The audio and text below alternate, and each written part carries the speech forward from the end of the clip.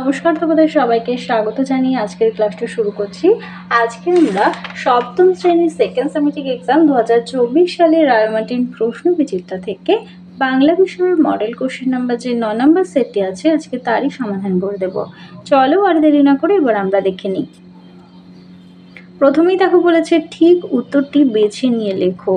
একের এক দাগে আছে যে বৈজ্ঞানিক কারণে আপেল দৌড়ায় মাটির দিকে, সেটি হলো উত্তর হবে মাধ্যাকর্ষণ।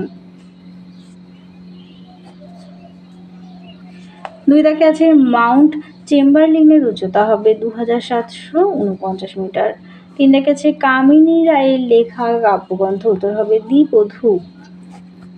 চার দাগে আছে পৃথিবী যে নিজের কক্ষপথে সূর্যের চারিদিকে ঘোরে তা প্রথম বলেন কে, উত্তর হবে কোপার্নিকাস।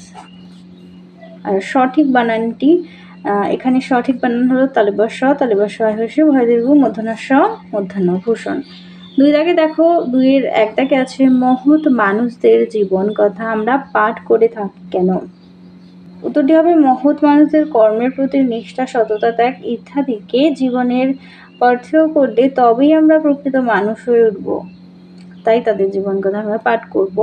আর অসীমা কেন পুরন্দরকে ফেরিওয়ালার বলে ব্যঙ্গ করেছিল, কারণ পুরন্দর চৌধুরী মেঘ চুরি করে তাকে কর্ণ বানিয়েছিল।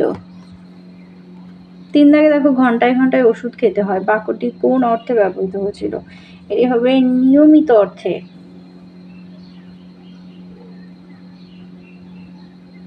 পরের প্রশ্ন দেখো, কাজী নজরুলের গান পাঠ্যাংশে নজরুল ব্যতীত কোন মনীষীর নাম পেয়েছ? নেতাজি সুভাষচন্দ্র বসু।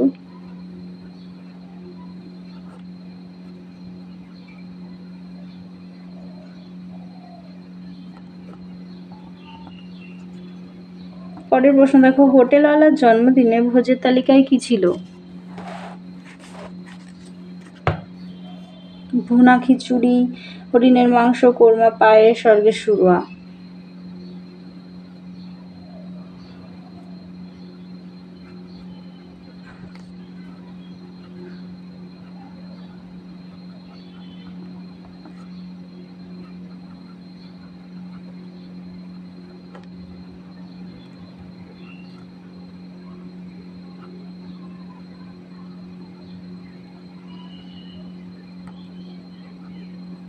পরের প্রশ্নে চলে যাই। তিন দাগে, তিনের এক দাগে আছে পৃথিবীর জল যেমন আছে তেমনই থাকুক, কে কখন এই কথা বলেছে? এই যুগের সাহিত্যিক সুনীল গঙ্গোপাধ্যায় লেখা মেঘচর নামক কল্পবিজ্ঞানের গল্পে উদ্ধৃত কথাটি বলেছেন অসীমা। বিজ্ঞানী পুরন্দর চৌধুরীর হাত থেকে তার তৈরি ধাতব গোলকটা নিজের হাতে নিয়ে সেটাকে স্বয়ংক্রিয় রকেটের সেকেটে ফেলে দেওয়ার পর অসীমা প্রশ্নোক্ত কথাটি বলেছেন। পরের প্রশ্ন দেখো, হোটেলওয়ালা দেখতে কেমন ছিল, সে সোনাটিয়াকে কিভাবে সাহায্য করেছিল? হোটেলওয়ালার দেখতে কেমন ছিল লিখবে যে হোটেলওয়ালার মুখ ভর্তি দাড়ি, গোঁফ ছিল থুতনিতে ছাই রঙের, দাড়িতে ঢাকা, আর দেখলে যেন মনে হয় ধোপার বাড়ি থেকে ফিরছে। আর সোনা টিয়া কীভাবে সাহায্য করেছিল দেখে নাও। সোনা ও টিয়াকে দেখার সঙ্গে সঙ্গে হোটেলওয়ালা তাদের ডেকে খেতে বসিয়ে দিয়েছিল, বলেছিল তারা যেন পেট ভরে খাবার খান। টিনের মগের জল এনে সে তাদের হাত ধুতে দিয়েছিল, সরুয়া আর রুটি তাদের খেতে দিয়ে বলেছিল পয়সা নেই বলে তারা যেন কম না খায়, সে নিজের হাতে রান্না করেছে এবং এমন ভালো রান্না আর কেউ করতে পারবে না। এইভাবে সোনা ও টিয়াকে হোটেলওয়ালা সাহায্য করেছিল। তিন দাগে আছে দরিদ্র আছিল তারা, ছিল না সম্বল, উক্তিটির তাৎপর্য বিশ্লেষণ করো। আলোচ্য উদ্ধৃতি এটি কামিনী রায় রচিত স্মৃতিচিহ্ন কবিতার অংশ।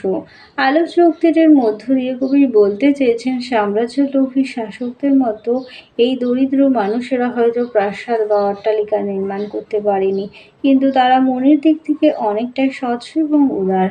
তারা মানুষের জন্য কিছু হলেও ভালো কাজ করেছে, তাই তারা মানুষের মনের মণিকোঠায় স্থান পেয়েছে। চার দাগে দেখো, বাংলা ভাষায় গৃহীত তৎসম শব্দের বানানের ক্ষেত্রে মূর্ধন্য ষ এর ব্যবহারের নিয়ম আলোচনা করো। দেখে নাও ঋকারের পর সবসময় মধ্যাহ্ন স হয়, যেমন ঋষি, ঋষভ, কৃষি, কৃষক। আর ঠ এর আগের ধ্বনি মধ্যাহ্ন স হয়, যেমন বেষ্টন, কষ্ট, অনুষ্ঠান।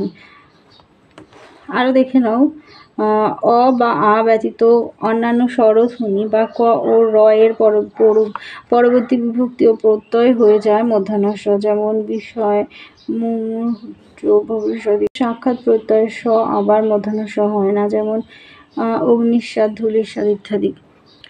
এরপর দেখো তোমাদের রচনা দিয়েছে, প্রবন্ধ রচনা, যে ভিডিওগুলো আমি আলাদাভাবে দিয়ে দেবো, তোমরা অবশ্যই দেখে নিও।